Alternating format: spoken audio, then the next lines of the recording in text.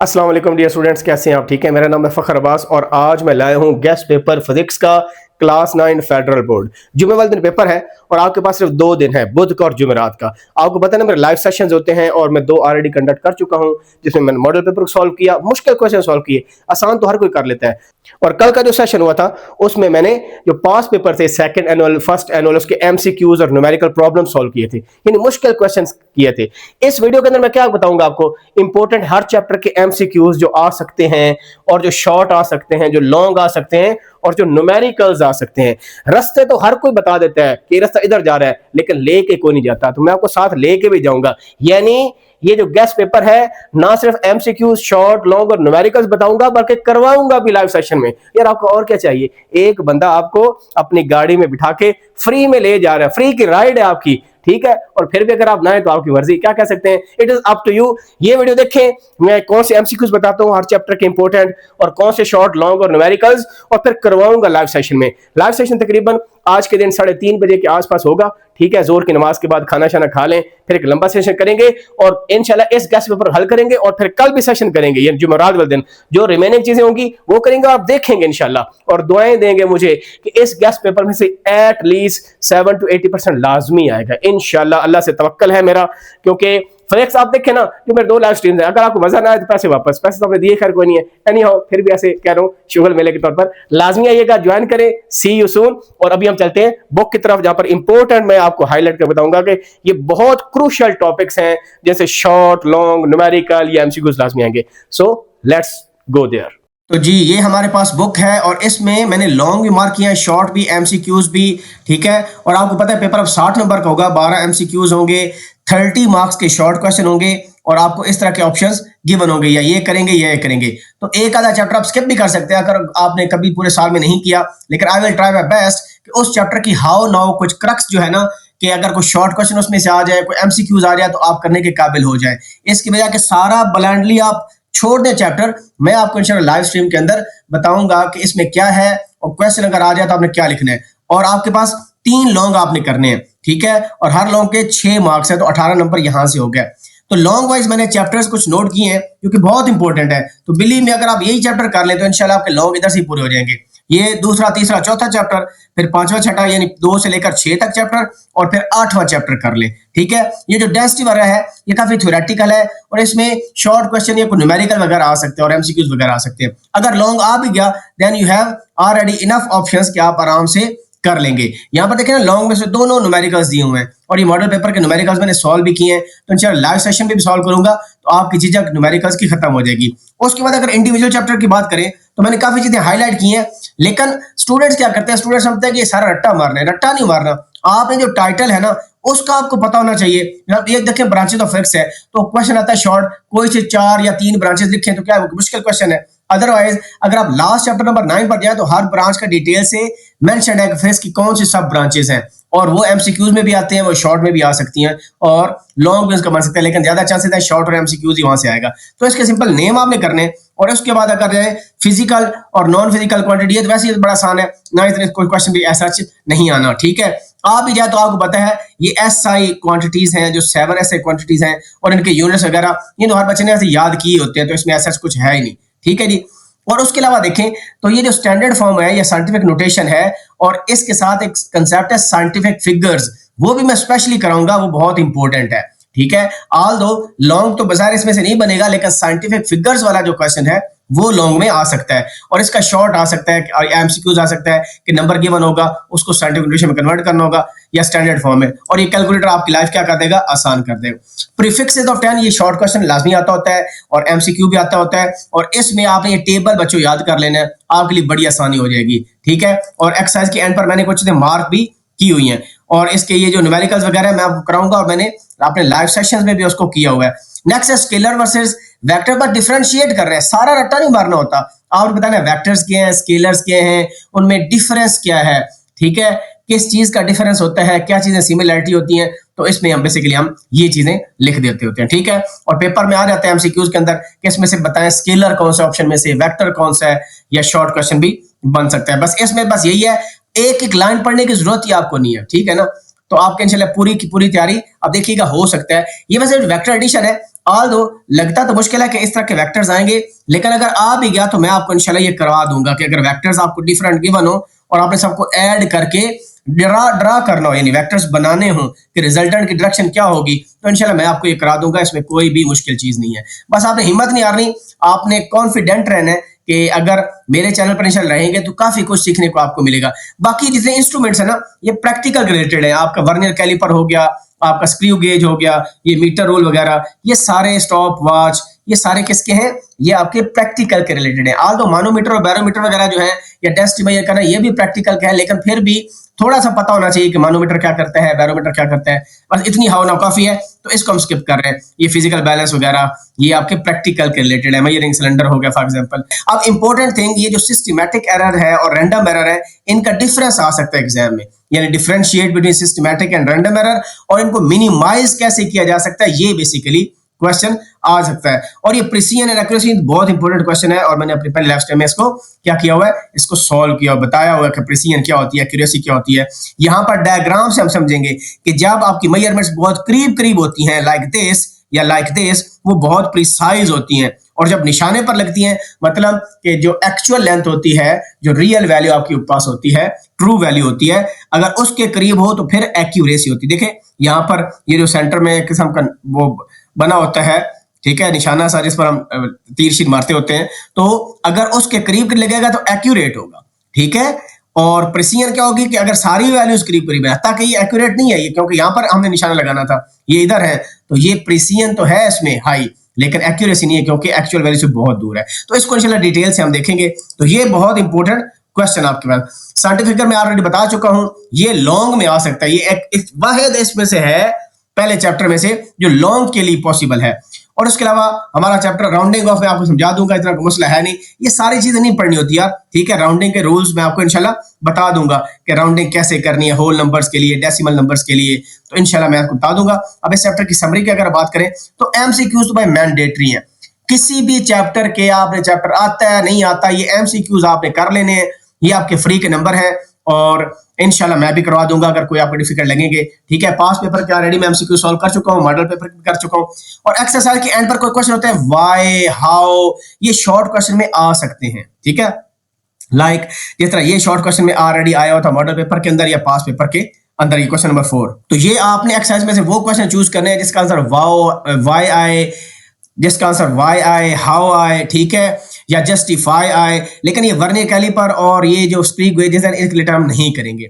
और उसके अलावा मैंने एक्सटेंडेड लॉन्ग क्वेश्चन मैंने सेलेक्ट नहीं किए, और उसके अलावा न्यूमेरिकल्स मैंने कुछ सेलेक्ट किए हुए हैं, ये अगर आप कर लें it would be more than enough इंशाल्लाह। चैप्टर 1 हमारा हो गया, चैप्टर 2 में चलते हैं।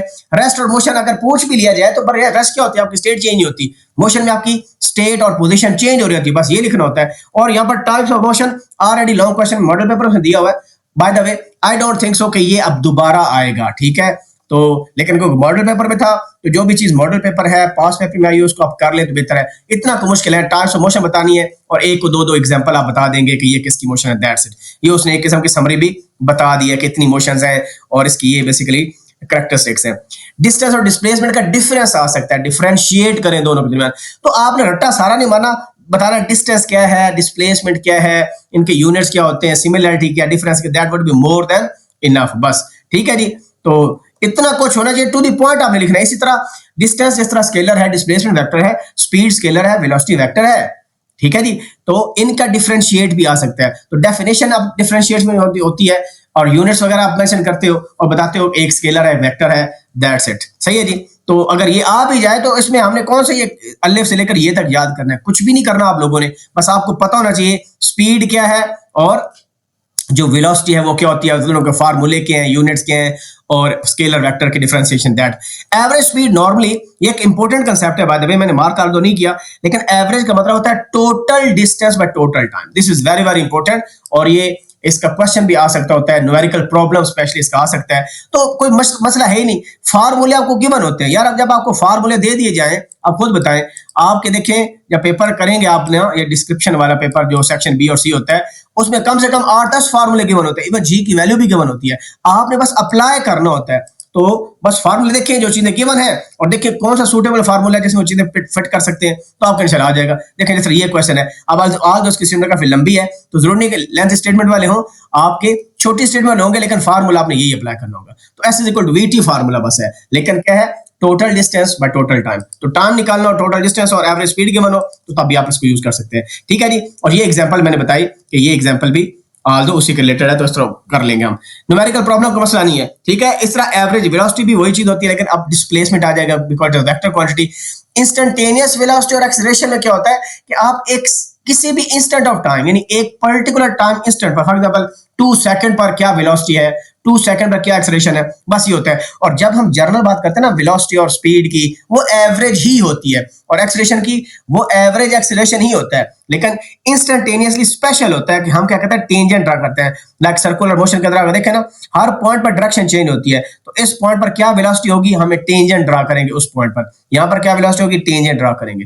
तो ये होता है इंस्टेंटेनियस वेलोसिटी और एक्सेलरेशन, बस यही फर्क होता है आपका। उसके अलावा the difference between uniform and non uniform acceleration ये आ सकता है। इस तरह यूनिफॉर्म वेलोसिटी क्या होती है, नॉन यूनिफॉर्म क्या होती है, वो भी पूछा जा सकता है। बस सिंपल टू द पॉइंट रहना है, आपने ये देखना कि पूरा चैप्टर साहब ने तो मार्क करवा दिया, इसमें तो कुछ बचा ही नहीं है, नहीं। आप जस्ट फोकस ऑन कि मैं आपको अगर हेडिंग बता रहा हूं ना तो मैं उसके रिलेटेड की पॉइंट बता रहा हूं, बस यही मेंशन करने आपने, आपको शॉर्ट हो जाएगा।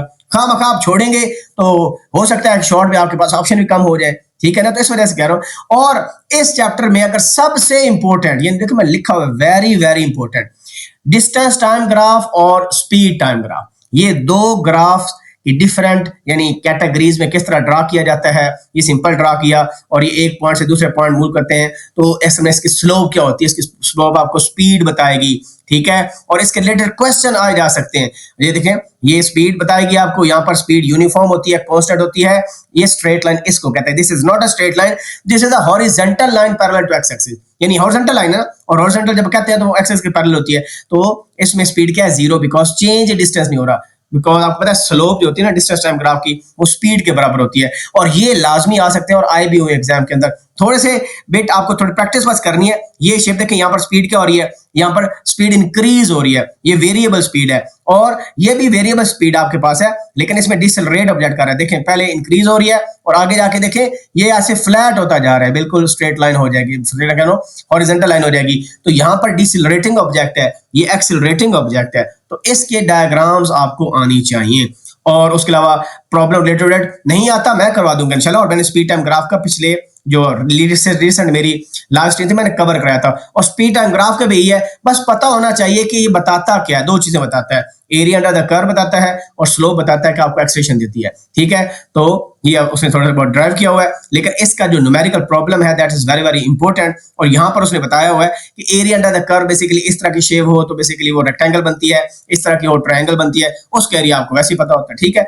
और ये प्रॉब्लम मैंने पिछले लास्ट टाइम पूरा का पूरा करवा दिया था, अंदाजा लगाएं। और ये बहुत, इस चैप्टर में कोई चीज इंपॉर्टेंट है तो ये दो ग्राफ्स इंपॉर्टेंट है। और इसके अलावा ये मैंने एमसीक्यू मार्क किए हुए हैं, और ये शॉर्ट क्वेश्चन दूसरा, तीसरा, चौथा, पांचवा, छठा, ठीक है जी। इसको बेशक छोड़ दें आप, ठीक है। और ये भी कर सकते हैं, विच कंट्रोल्स द कार, ये वाला भी आप कर सकते हैं, ये वाला पॉइंट भी आप कर सकते हैं। और इसके अलावा जो न्यूमेरिकल्स हैं वो मैंने ये मार्क किया, तीसरा, पांचवा और छठा, और मैं करवा दूंगा इंशाल्लाह आपको, आप बेगम रहें, ठीक है। लेकिन हर चीज को थोड़ा बहुत गो थ्रू करें ताकि आपको आइडिया हो कि इसमें है क्या, that would be more than enough. अगर वैसे ही छोड़ देंगे कि ये क्या बोला है मुझे नहीं आती, तो फिर फायदा नहीं है। मेरे लास्ट टाइम देखेंगे इंशाल्लाह तो मैं हर टॉपिक का इतना आपको बताऊंगा कि उसके रिलेटेड अगर शॉर्ट आ जाए, लॉन्ग इवन आ जाए, तो आप कुछ ना कुछ लिख पाएंगे इंशाल्लाह, ठीक है जी। अच्छा, इसमें अगर हम देखें तो टाइप ऑफ फोर्सेज आ सकती हैं कि contact forces, differentiate between contact forces and non contact forces. बस आपको बताना होगा जिसमें फिजिकल कॉन्टैक्ट होता है यानी दो बॉडी टच करती हैं वो कॉन्टैक्ट फोर्सेज हैं, ठीक है। जिसमें नहीं करती वो क्या होती है, नॉन कॉन्टैक्ट फोर्स होती है। जिस तरह इसमें यहाँ पर नॉर्मल फोर्स लिखी हुई है, वेट लिखा हुआ है, और ये थ्रस्ट लिखी हुई है, सारी कॉन्टैक्ट फोर्सेज हैं, फ्रिक्शन हो गया, और बस इतना ही काफी होता है, ठीक है। ये देखें इसमें एग्जांपल यहाँ पर जो आपके पास टेंशन फोर्स है ये भी कॉन्टैक्ट फोर्स होती है। और नॉन कॉन्टैक्ट क्या होती है, ग्रेविटेशनल फोर्स हो गया, इलेक्ट्रोस्टैटिक फोर्स हो गया, मैग्नेटिक फोर्स हो गया। इतना ही लिखना होता है, लंबा चौड़ा नहीं लिखना। उसके बाद फंडामेंटल फोर्सेस कौन कौन से नेचर में, ये इंपॉर्टेंट क्वेश्चन हो सकता है, ऑल दो कुछ मे भी मुश्किल लग रहा हो, लेकिन ये इतना मुश्किल नहीं है। बस आपको पता नहीं कि एक ये फोर्स होती है, ये फोर्स होती है, ये फोर्स होती है, 4 फोर्सेस उसने मेंशन की हुई हैं, ठीक है। और यहाँ पर थोड़ा बहुत इनका डिफरेंशिएशन भी की हुई है, तो ये लॉन्ग में भी आ सकता है और शॉर्ट में भी एक दो फोर्सेट में पूछा जा सकता है। बाकी डिटेल लिखने की आपको इतनी जरूरत नहीं है, ठीक है। Free body diagrams important topic होता है वैसे, जो ये जो डायनामिक्स के अंदर ये free body diagram is very very important, और आपको सिनेरियो दिया जा सकता है, लाइक इस तरह की शेप दी जा सकती है और बताया जा सकता है कि आप फाइंड करें। अच्छा, अब ये है न्यूटन लॉज ऑफ मोशन।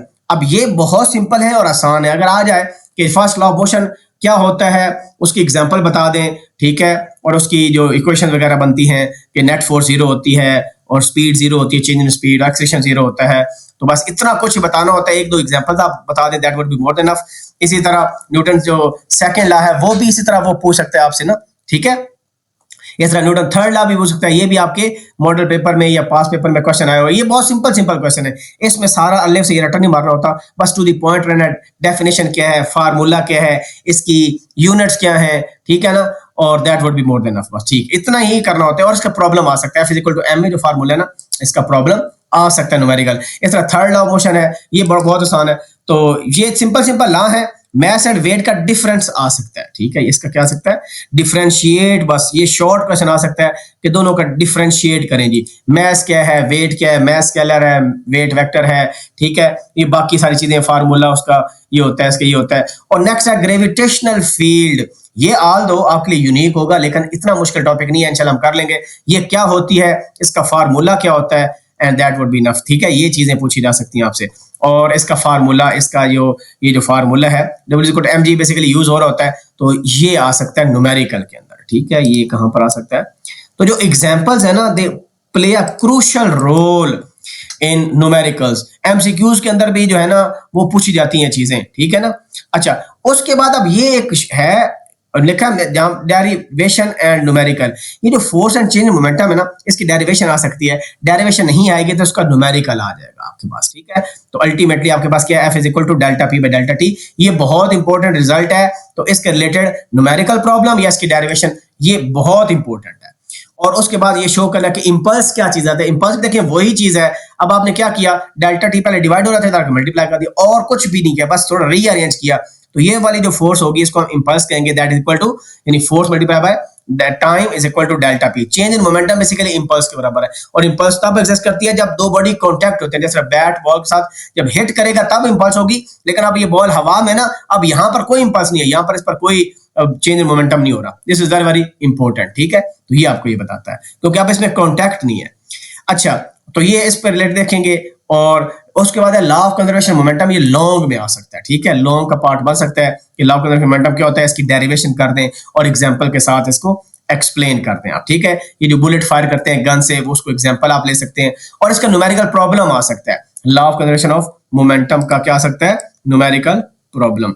यार बाजार देखने में आपको लग रहा है कि मैं हर चीज ही बताई जा रहा हूं आपको, लेकिन बिलीव मी, आप यकीन करें कि ये बहुत आसान चीजें हैं। मैं आपको बताऊंगा, आपको नहीं भी आती तो समझ आ जाएगी। और ये शॉर्ट क्वेश्चन मैंने हाईलाइट किए हैं, वाई वाले, हाउ वाले, ये आ सकते हैं, और इसके जो न्यूमेरिकल्स हैं वो नंबर 3 एंड नंबर 4 मैंने हाईलाइट किए। ऑल दो न्यूमेरिकल तो आप कोई भी कर सकते हैं, बस आपको फार्मूला वहां पर गिवन होगा तो आप कर लेंगे।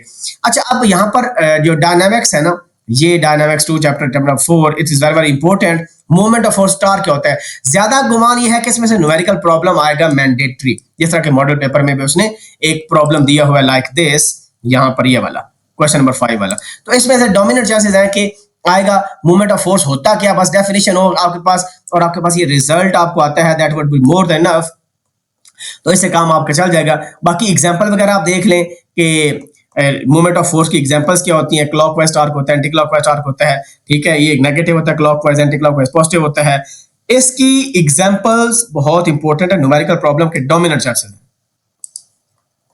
नेक्स्ट अगर हम देखें तो हमारे पास सेंटर ऑफ मास और सेंटर ऑफ ग्रेविटी का डिफरेंशिएशन पूछ सकता है कि what is the difference between these two, ठीक है, एग्जांपल से बता दें। तो बस इतना ही करना है, बाकी आपने कोई नहीं अथॉर्डे बदार बनाना, ये अथॉर्डे थोड़े आपने नहीं बनाने वहां पर, बस डेफिनेशन आनी चाहिए, डिफरेंशिएशन आनी चाहिए, ठीक है, कि सेंटर ऑफ मास और सेंटर ऑफ ग्रेविटी होती क्या है, दोनों का फर्क क्या है, और ये कंडीशंस ऑफ इक्विलिब्रियम। अच्छा, इक्विलिब्रियम क्या होता है, जब नेट फोर्स 0 होती है, ऑब्जेक्ट बेशक रेस्ट में हो या यूनिफॉर्म वेलोसिटी से मूव कर रहा हो, तो उस पर जो नेट फोर्स है वो जीरो होती है। इसकी कंडीशंस आपसे पूछी जा सकती हैं, या तो फोर्स जीरो हो या टॉर्क जीरो हो। ये दो कंडीशन उसने यहाँ पर बताई हुई हैं, ये बहुत इंपॉर्टेंट है। और प्रिंसिपल मूवमेंट बेसिकली न्यूमेरिकल, मैंने कहा कि इसका न्यूमेरिकल ही आता है कि क्लॉकवाइज जो मूवमेंट है एंटी क्लॉकवाइज मूवमेंट के क्या होता है, बराबर होता है। और इसकी भी जो एग्जाम्पल है या न्यूमेरिकल प्रॉब्लम है वही आएगा, ठीक है।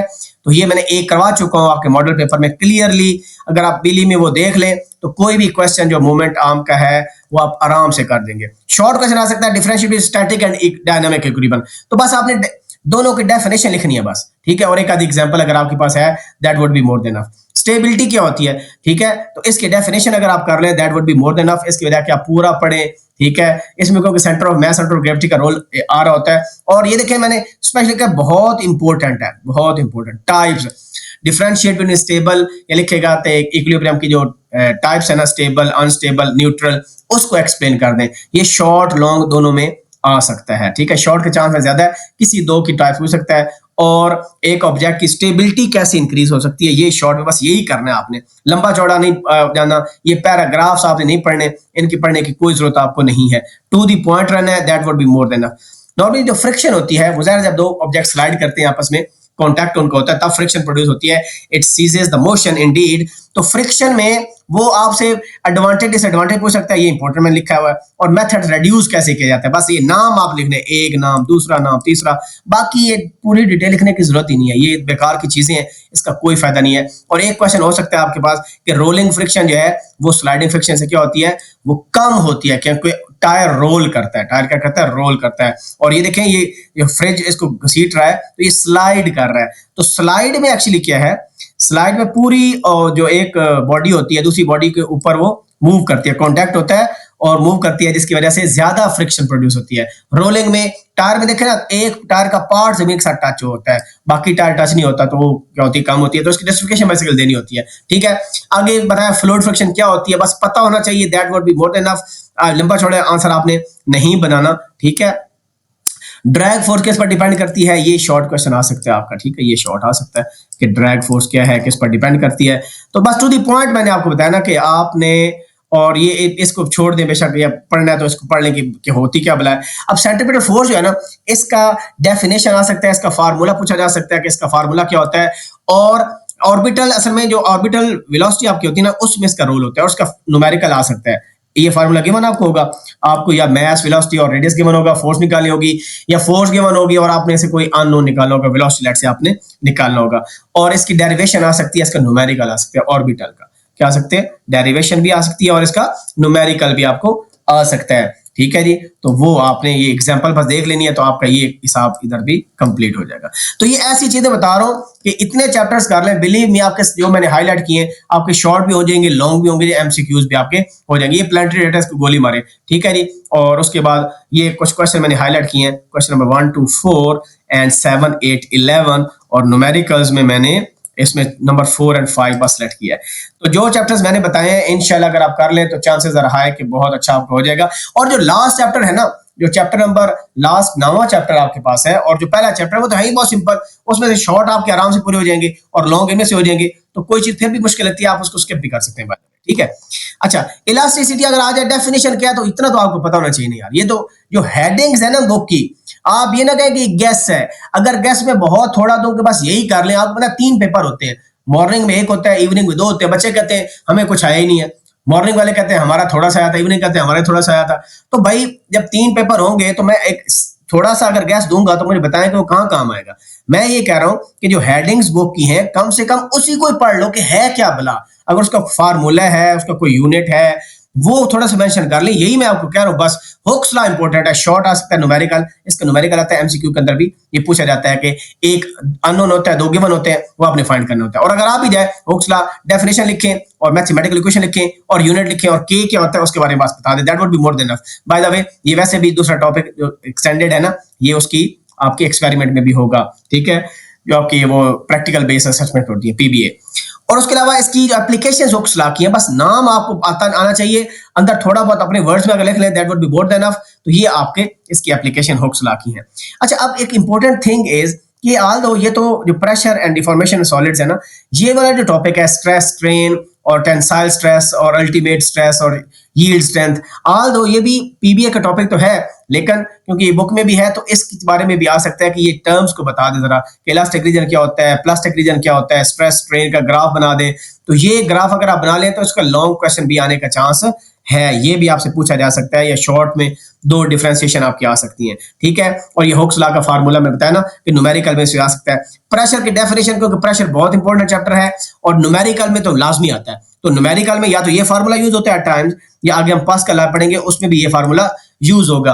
दो डिफरेंट चीजों का प्रेशर सेम होता है, ठीक है, वो हम इसको करेंगे। और इसका बड़ा क्वेश्चन आते हैं क्या ये जो नीडल है ना, ये जो है ये इसका प्रेशर बहुत ज्यादा क्रिएट करती है, उसकी वजह क्या है, यहाँ पर प्रेशर बहुत ज्यादा क्रिएट होगा तो यहाँ पर भी एरिया, यहाँ पर एरिया कम होगा ना, देख फार्मूला क्या कहता है, जब एरिया कम होगा प्रेशर ज्यादा क्रिएट होता है, ठीक है।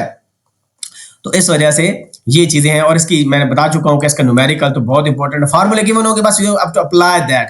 अब एटमॉस्फेरिक प्रेशर होता क्या है, मैयर किया कैसे किया जाता है, बस इतना कर लें, डेफिनेशन कर लें, यूनिट कर लें, और मैयर कैसे किया जाता है, उसके यूनिट्स क्या है और इनका आपस में रिलेशनशिप क्या है, पास्कल और एटमॉस्फेरिक प्रेशर का और पास्कल और बार का, ठीक है।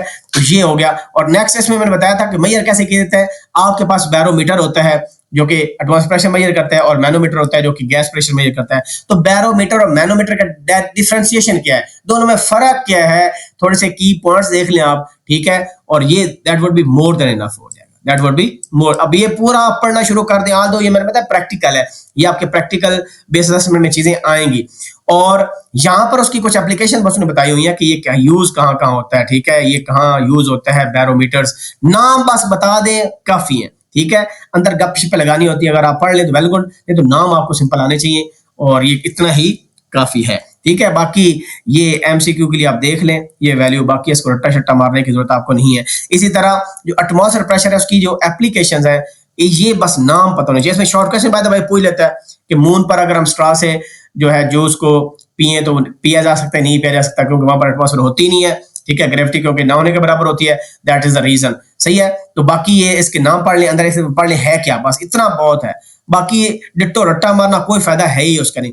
लिक्विड प्रेशर का लॉन्ग आ सकता है, डेरिवेशन और न्यूमेरिकल इसका आ सकता है। ये फार्मूला लिक्विड प्रेशर क्या होता है, जो लिक्विड की वजह से प्रेशर बनता है किसी भी ऑब्जेक्ट पर, देखें यहाँ पर पढ़े ना, इस पर प्रेशर आ रहा है, ये वाली जो मछली है या जो भी है डिस्क है कोई, तो इसकी डेरिवेशन बच्चों आपने करनी है। डेरिवेशन में ये नहीं करना कि आपने ये सारा रट्टा मारना है, जस्ट लाइक ग्लास नहीं, टू दी पॉइंट रहे कि आपके पास जनाब एक कॉलम है लिक्विड का लाइक दिस, एक सिलेंडर का शेप उसकी बनी हुई है, इसका एरिया ए है, इसकी हाइट एच है, और बला बला, और ये फार्मूले आपने लिखने हैं अपने वर्ड्स में, बेशक लिख लें। ये डेरिवेशन बच्चों बहुत इंपॉर्टेंट है ये वाली, तो ये अल्टीमेटली आपके पास P equal to rho G H आता है, तो ये आपको आनी चाहिए। और P equal to rho G H का न्यूमेरिकल भी आ सकता है, ये इसका न्यूमेरिकल भी बहुत इंपॉर्टेंट है, और हमने एक आधा न्यूमेरिकल किया भी हुआ है। ये मैं ऑलरेडी बता चुका हूँ मैनोमीटर और बैरोमीटर का डिफरेंस क्या होता है। एप्लीकेशन अगर कर लें सोने पे सुहागा है, 2 से 3 एप्लीकेशन आपको पता होना चाहिए मैनोमीटर कहाँ पे यूज होता है, और ये देखें डिफरेंशिएट और डिफरेंस लिखा हुआ है।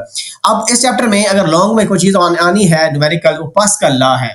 तो पास्कल लॉ क्या कहता है, कंपेयर करता है P1 P2 बराबर होते हैं आपस में, ठीक है, दो प्रेशर्स, और इसमें बाकी लंबा चौड़ा कोई नहीं, और इसके ये बेसिकली एप्लीकेशंस है। पास्कल लॉ डेफिनेशन आ सकती है, और इसकी मैथमेटिकल आप बता दें कि होता क्या है, और इसकी एक आधी एप्लीकेशन या दोनों एप्लीकेशन लॉन्ग में आ सकती है। ये किस में आ सकता है, लॉन्ग में। हाइड्रोलिक लिफ्ट है, ये इसकी एप्लीकेशन है पास्कल लॉ की, ये कैसे काम करता है और ये इसको बता दें, मैथमेटिकली बता दें। तो आपने वहां पर कोई इस तरह के डायग्राम नहीं बनानी, अगर वैनुलिया से भी कार ऐसे करके डब्बा भी बना दे तो वो भी कार ही आपकी बन जाती है, ठीक है ना, ये भी आपकी कार ही बन जाएगी। तो इसके अलावा एक और एप्लीकेशन लिखी हुई है, तो एप्लीकेशन ये जो ब्रेक सिस्टम है, कार ब्रेक सिस्टम, तो अपने वर्ड्स में बच्चों आपने इसको लिखना है, किसमें, अपने वर्ड्स में। तो ब्रेक सिस्टम बताइए कि पैडल ब्रेक आपके पास होती है, मास्टर सिलेंडर होता है, ब्रेक लाइंस होती हैं, तो और आपके पास ये भी कुछ लिखा हुआ है, क्लिपर्स वगैरह। तो ये देख लें, ये अब लॉन्ग वाइज इस चैप्टर में अट मोस्ट इंपोर्टेंट है। मैं नहीं कह रहा पूरी किताब याद करें, मैं ये कह रहा हूं heading and its related information only, बस टू दी पॉइंट। मैं हमेशा word to the point use कर रहा हूं, और इसलिए कि आपको काश कि तेरे दिल में उतर जाए मेरी बात। और ये मैंने फिर शॉर्ट मार्क किए हुए हैं एक्सरसाइज के, और फिर मैंने ये न्यूमेरिकल्स मार्क किए हुए हैं, ठीक है, पहला, दूसरा, तीसरा, पांचवा। तो if you move to the work and energy chapter, अब ये चैप्टर भी बहुत इंपॉर्टेंट है टू बी ऑनेस्ट, इसमें लॉन्ग के चांसेस बहुत हाई हैं। वर्क होता क्या है, डेफिनेशन इसकी, इसका फार्मूला, यूनिट, बस आगे नहीं जाना। और ये स्केलर क्वांटिटी है, ये बात बता दें। और अगर इसका न्यूमेरिकल आ जाए तो W equal to F dot D है बस, और इसमें है ही कुछ नहीं, जॉल इसका यूनिट होता है। और एनर्जी की फॉर्म क्या क्या होती हैं जी, ठीक है, इस यूनिट्स क्या होते हैं। अगर एनर्जी आ जाए, एनर्जी डिफाइन करें तो ability of body to perform work is called energy.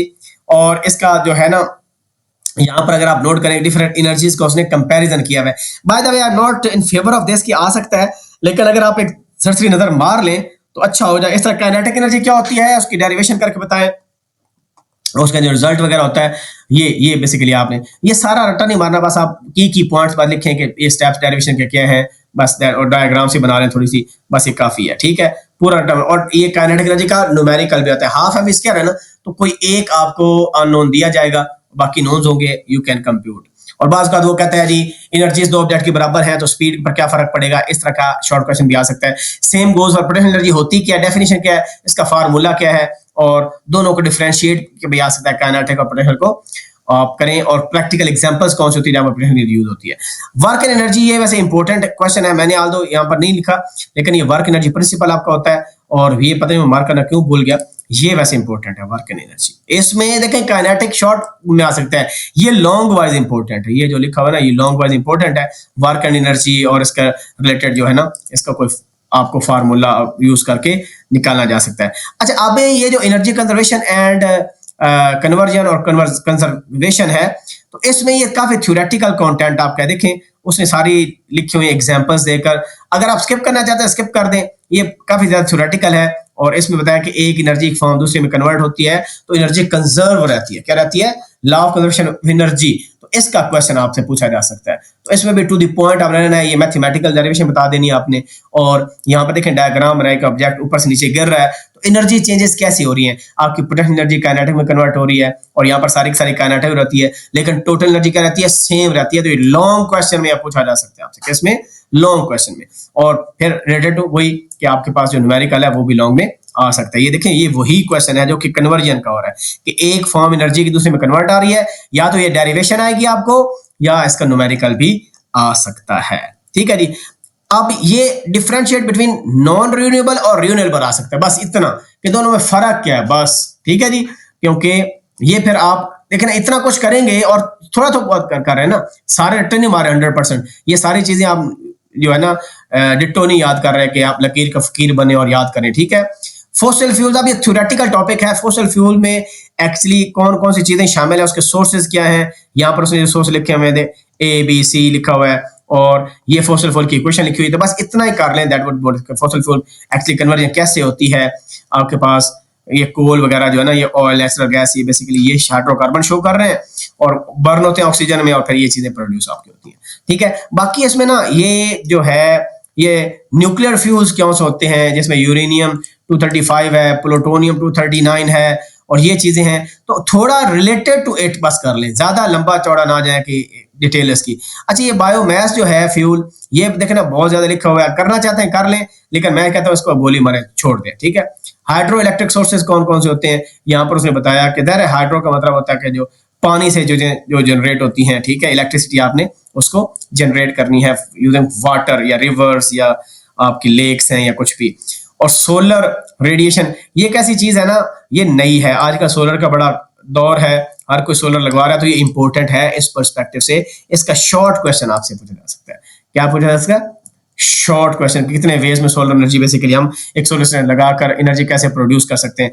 अब ये जो जियोथर्मल है ना, ये तो लंबा चौड़ा टॉपिक है, जिसका रट्टा अच्छा है वो कर ले। जियोथर्मल क्या होता है, विंड से एनर्जी कैसे हासिल होती है, टाइड्स जो सी के अंदर है वेव्स है उससे एनर्जी कैसे बनती है, और आपके पास ये टाइड्स हैं, तो इनको मिला के लॉन्ग भी बन सकता है, लेकिन ये मुझे बड़ा बोरिंग लिखता है टॉपिक, तो मैंने इसको हाईलाइट को नहीं किया। जो रट्टे वाला स्टूडेंट है वो कर सकते हैं कि टाइड से कैसे बनती है, सी से कैसे बनती है, जियोथर्मल से कैसे बनती है, तो मैंने इसको कोई नहीं किया। अब नेक्स्ट इंपॉर्टेंट पावर है, उसका फार्मूला, उसकी डेफिनेशन, उसके यूनिट्स वगैरह and numerical related to it. और ये बहुत इंपॉर्टेंट है कि यू हैव टू शो कि एक हॉर्स पावर में इतने वाट होते हैं, एमसीक्यू आ सकता है।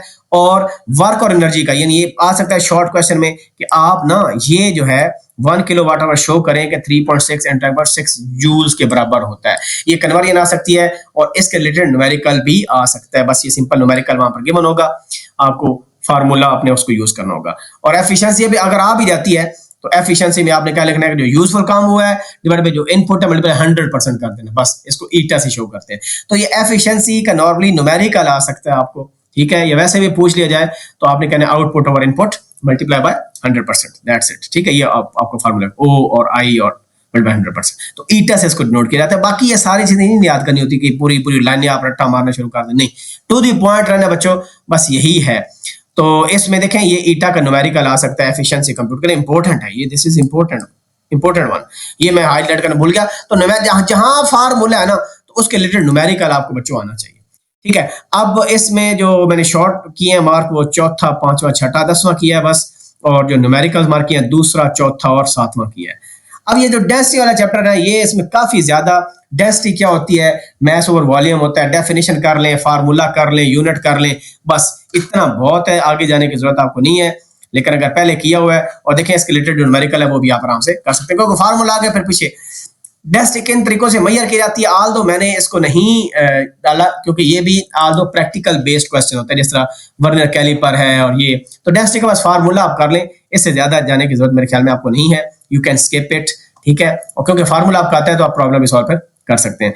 बाकी रेगुलर शेप कैसे फाइंड करते हैं, ये रट्टे छट्टे मारने की जरूरत आपको नहीं है, ये मेरे ख्याल में प्रैक्टिकल बेस्ड काम है, इसलिए मैंने इसको हाईलाइट नहीं किया हुआ। डिफरेंट आपके पास इरेगुलर शेप्ड है, तो ये ज्यादा प्रैक्टिकल रिलेटेड चीजें हैं। ये देखें सिलेंडर्स वगैरह, उसमें आप ये फ्लास्क हैं उसके अंदर चीजें डाल रहे हैं, ठीक है, वॉल्यूम्स वगैरह मेजर कर रहे हैं, ये वो, तो मैंने इसको कर दिया स्टेप। जो स्टेट्स ऑफ मैटर है देखें, सॉलिड, लिक्विड, गैस, आप केमिस्ट्री वगैरह में पढ़ते हो सारी स्टेट्स, ठीक है। तो ये इसकी प्रॉपर्टीज अगर आ भी जाती हैं कि सॉलिड की क्या प्रॉपर्टीज है, तो आप लिख सकते हो कि इसमें अट्रैक्टिव फोर्स ज्यादा होती है, ठीक है, बॉन्डिंग स्ट्रांग होती है, फिक्स शेप होती है, हाई डेंसिटी होती है, बला बला इस तरह करके, और इस तरह लिक्विड्स के और गैसेस के बना सके। लेकिन मैंने ये टेबल बनाया है, इसमें आप तीनों गैसेस को with respect to this property आपको आना चाहिए, ये इंपॉर्टेंट टेबल है, ये मैंने मार्क, जहां पर मैंने लिखा वेरी इंपॉर्टेंट वो बहुत इंपॉर्टेंट है, और जहां पर मैंने सिंपल लिखा इंपॉर्टेंट है, तो वेरी वेरी वाला बहुत आपने याद भी करना है। प्लाज्मा के बारे में पूछा जा सकता है कि प्लाज्मा क्या होती है, ये गैसियस आयनिक स्टेट होती है, बेसिकली पॉजिटिव नेगेटिव आयंस बनते हैं, और ये कहाँ एग्जिस्ट करती है, क्या प्लाज्मा हम क्रिएट कर सकते हैं अलग से, तो बस ये है चीजें। बाकी ये इसकी बेसिकली क्या है, ये इसकी एप्लीकेशंस हैं, ठीक है। अच्छा जी, अब बिटवीन मोशन पार्टिकल, हाँ ये अब पूछा जाता है कि टेम्परेचर के का इफेक्ट क्या हो सकता है मोशन पर, क्या उससे स्पीड भी इंक्रीज हो सकती है, यस नो, तो यस हो सकती है। तो यहाँ पर इसमें ये बताया गया कि टेम्परेचर बढ़ने से एक्चुअली मोशन पर क्या फर्क पड़ता है, रैंडम मोशन बढ़ जाती है, कोलिजन ज्यादा हो जाती है। तो बेसिकली देखें ना, ये है, ये केल्विन टेम्परेचर आपके पास है, और ये काइनेटिक एनर्जी देखें इंक्रीज क्या हो रहा है, लीनियरली इंक्रीज हो रहा है। तो गैसियस पार्टिकल्स अगर हैं तो उसकी काइनेटिक एनर्जी बढ़ती है फिर, ठीक है। इंटरनल एनर्जी क्या होती है, अगर आपको सिर्फ इतना पता है डेफिनेशन का, आपको पता है कि इंटरनल एनर्जी ऑब्जेक्ट की होती क्या है, तो that would be more than enough, something is better than nothing, ठीक है ना। और आगे मैंने ये इसका कोई नहीं मार्क शा किया, जो एक्सपेंशन इन लिक्विड्स हो रही है, ये भी सारा जो टॉपिक है ना, ये आपका प्रैक्टिकल बेस्ड असेसमेंट रिलेटेड है, तो मैंने इसको हाईलाइट नहीं किया, इसको गोली मारी है मैंने, ठीक है। आप इसको गोली मारे, लेकिन हाँ इसमें नॉर्मली आता होता है कि जो थर्मामीटर्स है ना उनके रिलेटेड आ जाता है कि डिफरेंट टाइप का होता है, थर्मोकपल एक आपके पास है, ये डिफरेंट उसने यहाँ पर हाईलाइट किया है कि थर्मोकपल कैसे बनता है, आपके पास जो बायोमेट्रिक स्टेप थर्मोमीटर होता है उसमें क्या चीज एक्चुअली हो रही होती है, ठीक है, एक्सपेंशन हो रही है आपके पास, या मैस चेंज हो रहा है, या ईएमएफ चेंज हो रही है, ये आप कर लेना तो मेरे ख्याल में एक बोनस है। ये क्या है, different types of thermometers and thermometric properties, ये इंपॉर्टेंट है भाई, ये वाला टेबल मैं रिकमेंड करूंगा, कर ले तो प्लस पॉइंट है। उसके अलावा जो पेपर में वो चीज पूछता है ना कि थर्मोमीटर रिलेटेड डिफरेंट 3-4 पॉइंट्स वो पूछते होते हैं आपसे, ठीक है। अच्छा इसमें जीरो, इसमें एक ना एब्सोल्यूट टेम्परेचर भी होता है, वो भी इधर कहीं आगे था, एब्सोल्यूट जीरो, वो आपने बच्चों देख लेना है। यहां पर मैं आपको चीज बताऊं ना कि ये जो सेंसिटिविटी है, रेंज या लीनियरिटी है, ये वेरी वेरी इंपॉर्टेंट है। यानी इस चैप्टर में अगर कोई शॉर्ट आ सकता है तो वो ये आ सकता है कि सेंसिटिविटी थर्मोमीटर की क्या होती है, रेंज क्या होती है, और लीनियरिटी, इसका शॉर्ट क्वेश्चन और एमसीक्यू वगैरह भी पूछा जा सकता है। लीनियरिटी आई हुई है पहले, तो रेंज और सेंसिटिविटी बस आपने इसको देख लेना, या मैं आपको इंशाल्लाह करवा दूंगा। बाकी ये जो थर्मोमीटर किस टाइप के हैं, 2 टाइप्स को उसने बताया है, अगर आप कर सकते हैं वेल एंड गुड, लेकिन मैंने इनको मार्क वगैरह वैसे कोई नहीं किया, ठीक है। आल दो पीछे हमने देख लिया कि क्या क्या होते हैं, थर्मोकपल बेस्ड होते हैं या सिंपल थर्मोमीटर्स होते हैं। तो अगर ये कर सकते हैं, वैसे जो प्रैक्टिकल बेस्ड है, अगर सिंपल नाम कर सकते हैं तो फिर आप, और इसका ये मैंने कोई नहीं किया, ये इसका इफेक्ट क्या होगा आपका स्ट्रक्चर का, ठीक है। ये थ्योरेटिकल टॉपिक है और प्रैक्टिकल रिलेटेड है, तो मैंने इसको कोई नहीं किया। जिसका टच है वो करना चाहता है कर ले, लेकिन आप इसको ऑप्शन पर स्किप भी कर सकते हैं, अगर पेपर में आता भी है तो उसको गोली मारे छोड़ सकते हैं आप, ठीक है जी। ये मैंने क्वेश्चन 3, 4, 6, 8, 9 किया है, और न्यूमेरिकल में 3, 4 एंड 5 मैंने किया है। लो जी, ये हमारा चैप्टर, एक तो बड़ा टाइम लग गया हमारा। मैग्नेटिज्म चैप्टर में थे, लॉन्ग क्वेश्चन आता है और चांसेस आर हाई, ठीक है, लेकिन शॉर्ट भी आते हैं और इतने मुश्किल नहीं होते करने। डोमेन थ्योरी क्या होती है, बस आपको बताएं कि डोमेन होती क्या है, बस सारा रट्टा ने आपने नहीं मारना, ठीक है जी। ये मैग्नेटिक डोमेन बिफोर मैग्नेटाइजेशन है, आफ्टर है, तो ये डोमेन्स बेसिकली ये आपके पास जो पॉइंटर्स बने हुए हैं देखें, ये रैंडम है, ये क्या हो गया, अलाइंड हो गया, एक ही डायरेक्शन में हो गया। तो उसके बाद मैंने क्या, मैग्नेटिक फील्ड एक्चुअली होती क्या, अगर आपको पता है डेफिनेशन का तो वो काफी है। और इसके बाद मैंने यहाँ पर हाईलाइट जो काम किया है ना, वो मैंने ये किया है कि यहाँ पर हम आए तो मैग्नेटिक शील्डिंग इंपॉर्टेंट है, वेरी इंपॉर्टेंट में लिखा है, ये इंपॉर्टेंट है, पढ़ ले के होती क्या है, नहीं तो मैं बता दूंगा इंड्यूस्ड मैग्नेटिज्म क्या चीज होती है और किन मेथड से होती है। तो 1, 2 और 3 मेथड ये इसके बताए हुए हैं, ठीक है। ये सोलिनॉइड है, तो आगे सोलिनॉइड का अलग से क्वेश्चन है, इसकी डेरिवेशन है और उसका आपके न्यूमेरिकल भी आ सकता है। Solenoid is very very important, short question भी आ सकता है, ये इसकी डेरिवेशन भी आ सकती है। इसमें B = μ0 Ni है और N किसके बराबर होता है, number of turns per unit length उसकी जो होती है, जो भी रॉड की है या कंडक्टर की लेंथ है। और μ0 क्या होता है, तो ये लॉन्ग वाइज भाई इस चैप्टर में मेरे हिसाब से ये फेवरेट क्वेश्चन है लॉन्ग वाइज, और इसके न्यूमेरिकल भी ये देखें आ सकता है आपको, क्योंकि फार्मूले के बनोगे आपने कुछ भी नहीं करना। डिफरेंट क्या है, differentiate between temporary and permanent magnet, यहाँ पर इसने ये बताया, यही आप छापा मार लें, इसको याद कर लें, 3-4 पॉइंट तो आपको फुल नंबर आ सकते हैं। अच्छा, ये जो फिर पूछता है कि जो टेम्परेरी मैग्नेट है और इलेक्ट्रोमैग्नेट है उनमें क्या फर्क होता है, परमानेंट मैग्नेट और इलेक्ट्रोमैग्नेट में क्या फर्क होता है, ये बस डिफरेंस आप कर लें, दैट वुड बी इनफ। अब ये इसकी एप्लीकेशंस है, और जो पहला तो वो मैंने बता दिया ना, सोलिनॉइड रिलेटेड। दूसरा ये आ सकता है कि एप्लीकेशंस मैग्नेट्स की बता दें, ये शॉर्ट में भी आता है, मैग्नेटिक रिकॉर्डिंग पर अलग से क्वेश्चन आ सकते हैं, ठीक है, या ये स्पीकर्स हैं और इसके अलावा आपके पास डोर लॉक्स हैं, इनकी एप्लीकेशंस आ सकती हैं। और ये मैं इस चैप्टर में रेट करता हूं, अगर शॉर्ट या लॉन्ग आएगा तो द मोस्ट इंपॉर्टेंट शॉर्ट के इसकी टाइप्स बता दें, पैरामैग्नेटिक क्या होती है, डायमैग्नेटिक क्या होती है, फेरोमैग्नेटिक क्या होती है। तो ये बच्चों आपका सबसे इंपॉर्टेंट क्वेश्चन इस चैप्टर का है। और मैग्नेटिक, ये तो बस वैसे बताना है कि मैग्नेटिक मीटर कौन से होते हैं, नॉन मैग्नेटिक कौन से होते हैं, और इनकी भी एग्जांपल करनी है आपने। फेरोमैग्नेटिक देखें, यहाँ पर एग्जांपल्स लिखी हुई हैं, कौन कौन सी, कोबाल्ट, निकल, आयरन लिखा हुआ है। ये आपके पास जो ये पैरामैग्नेटिक है, इसकी उसने एग्जांपल लिखी हुई है, एल्यूमिनियम, ये आपके जो कंडक्टर होते हैं, लिथियम, टंगस्टन, ये सारे होते हैं। और ये इसकी एग्जांपल भी उसने यहाँ पर लिखी हुई है कि सारा ज्यादा देखें ना, यहाँ पर ये मार्बल और आता कि silver is very important, although silver is a conductor, लेकिन यहाँ पर देखें सिल्वर क्या है, डायमैग्नेटिक है, इसकी मैग्नेटिक रीड नहीं करता, ठीक है। और कॉपर भी उसमें है और जिंक भी है, तो ये जो है ना डायमैग्नेटिक है, ऑल्दो ये कंडक्टर्स हैं आपके पास, ठीक है, लेकिन स्टिल। तो यहाँ पर टेबल लिखा हुआ है कि दोनों का क्या फर्क है। ये बच्चों शॉर्ट क्वेश्चन आ सकता है इसमें से, ठीक है। मैं ये नहीं कर रहा कि सारा पढ़ना शुरू कर दें आप और जनाब अल्लाह से ये तक रट्टा वाले, नहीं, जो बता रहा हूं बच्चों बस वही कर लिया, that would be more than enough, ठीक है जी। ये बायो मैग्नेटिज्म क्या होती है, डेफिनेशन कर लें, that would be more than enough. बाकी नहीं करते तो छोड़ दे, चैप्टर फिनिश। अब हम आगे लास्ट चैप्टर पर, जहां छुट्टी हमारी, ये तो वीडियो भी लंबी होगी, सारी चीजें बता दी, लेकिन मैं करवाऊंगा।